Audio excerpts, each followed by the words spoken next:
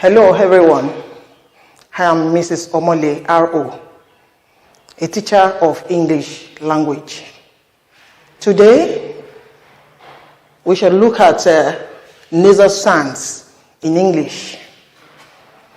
What are nasal sounds?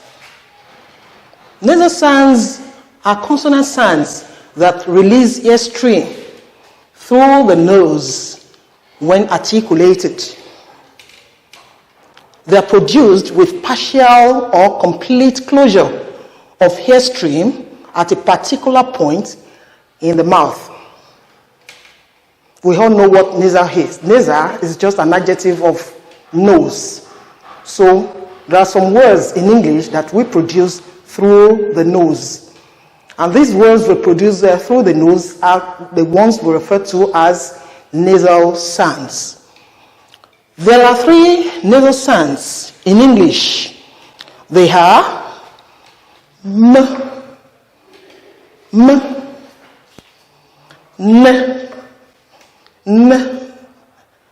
and ng. So these are the three nasal sounds we have in English. All the nasal sounds are voiced, meaning that the vocal cords vibrate when they are articulated. Now let's go to the first nasal sound. M. This is a bilabial nasal. And what do we mean by bilabial nasal? We already know what nasal is. Then bilabia. Bi means two, while labia means lips.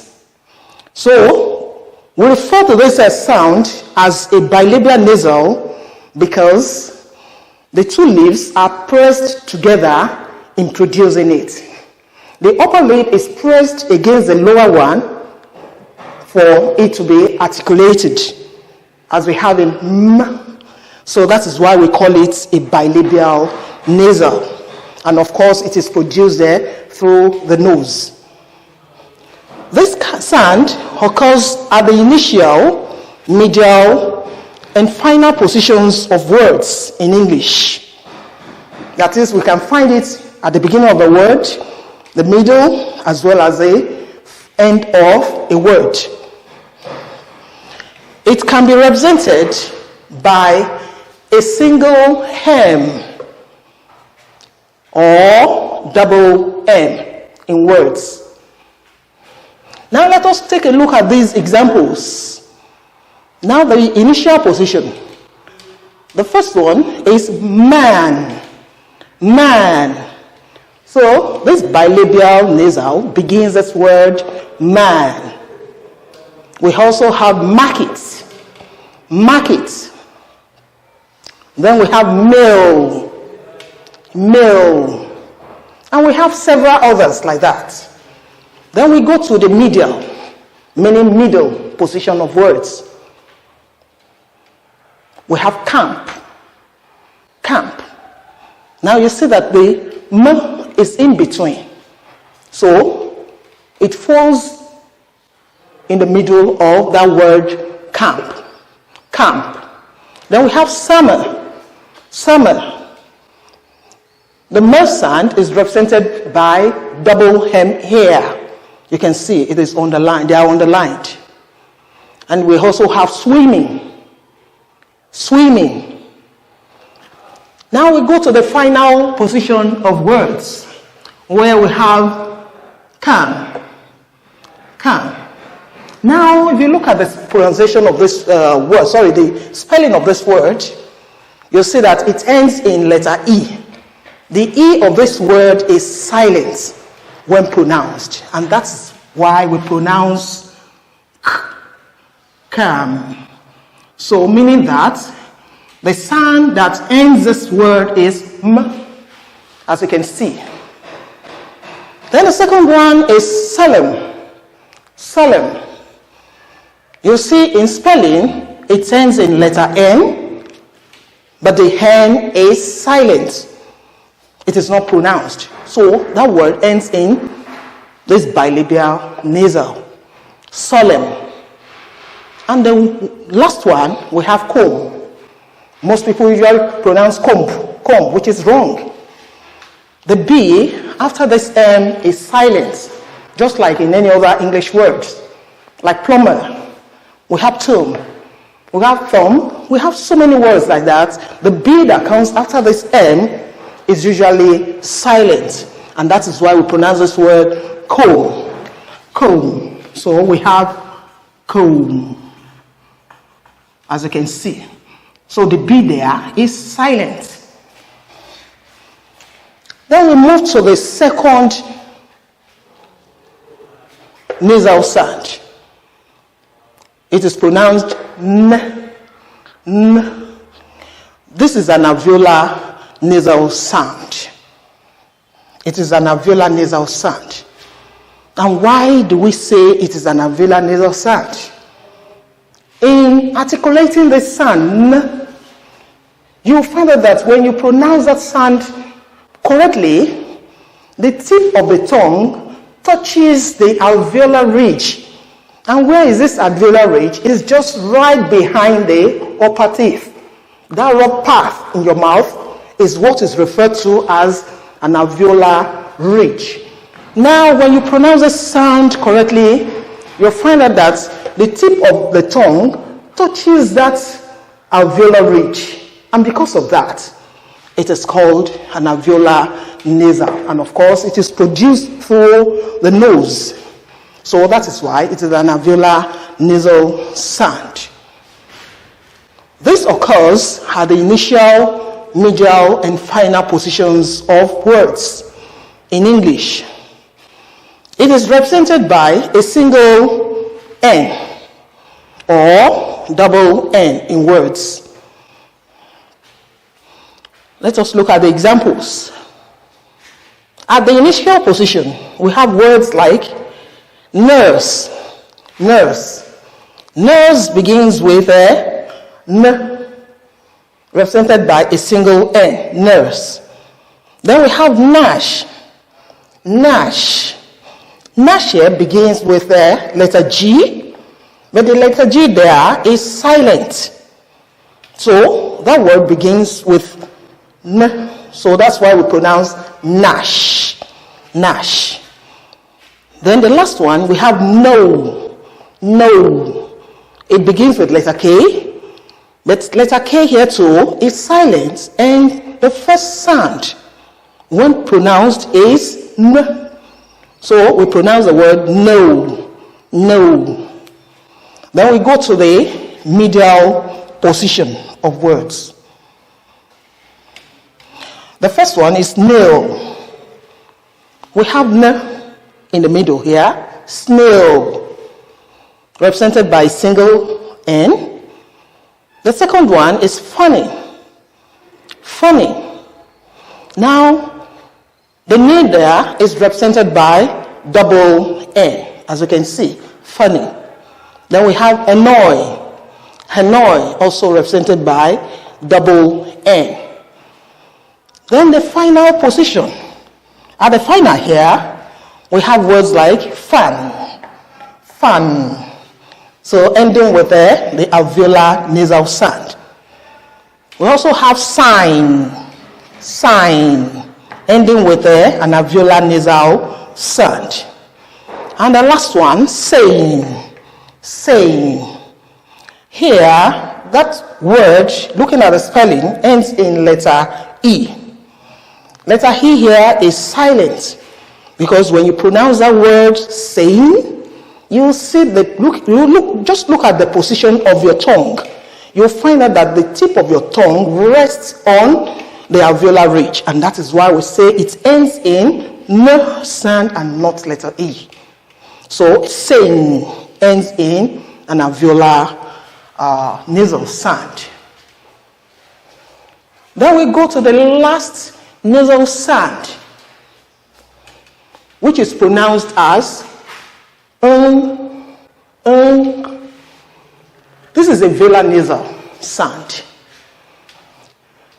It can only be found at the medial or final position in an English word and not at the initial position. You can't find this sound at the initial position of words in English.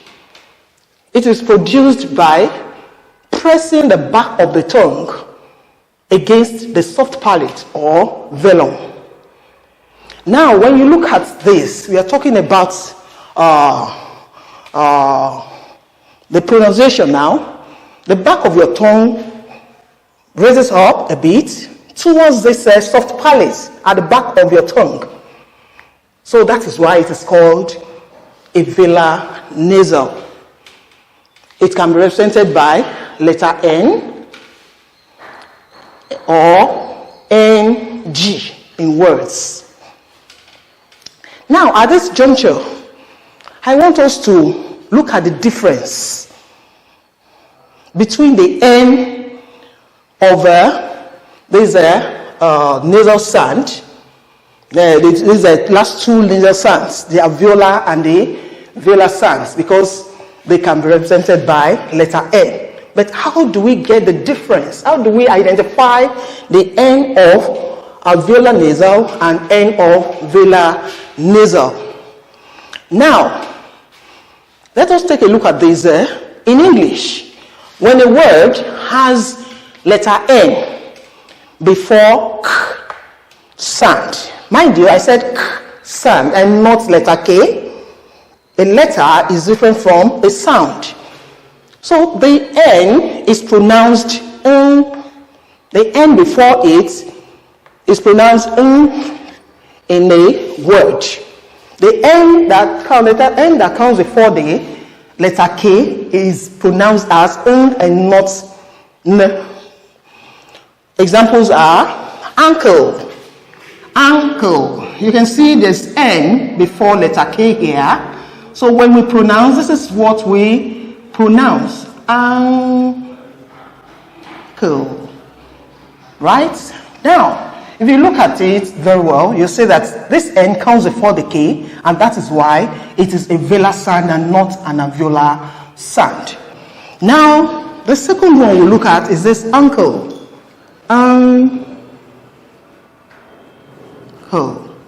Ankle, right? Now we have said that the N before K sound, because I've told you it is not letter K, but K. So this C is pronounced as K. So the N before it is pronounced as a velar nasal. Same with this word, anchor.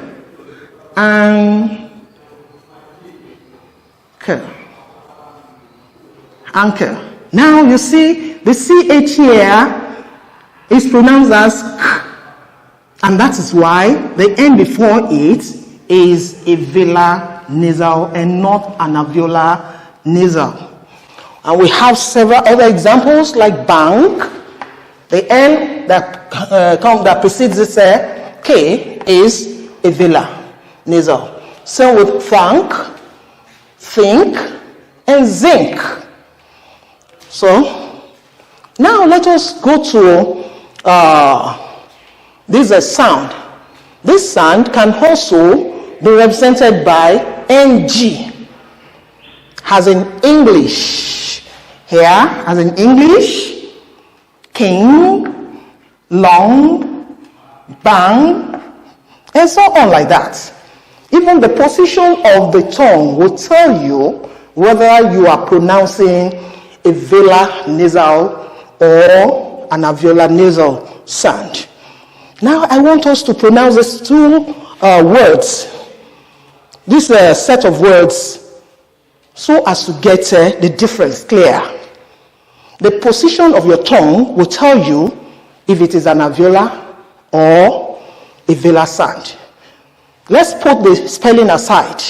Let us look at the position of our tongue as we pronounce these words.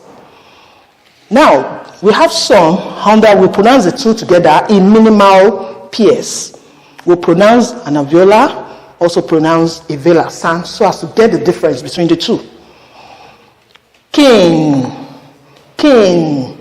Now, when you pronounce that word king, you see that the tip of your tongue rests on the alveolar nasal.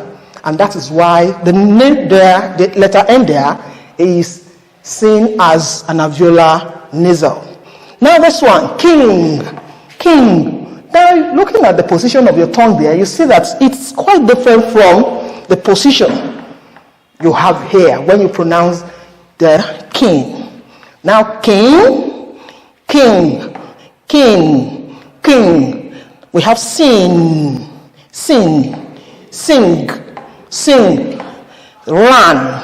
rang. So the position of your tongue will tell you the difference. Fan. Then we have fang. We have tongue. So I think with all this, I implore all of you, to have more practice on this so as to get the difference clear. Because this area, especially this velar sound, is usually a problem for people. It creates a lot of problems for people.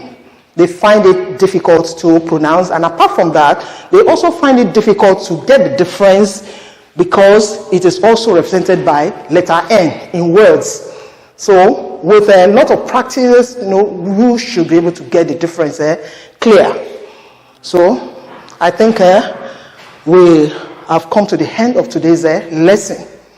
If you have any question based on this, you can drop it in the box. So see you next time.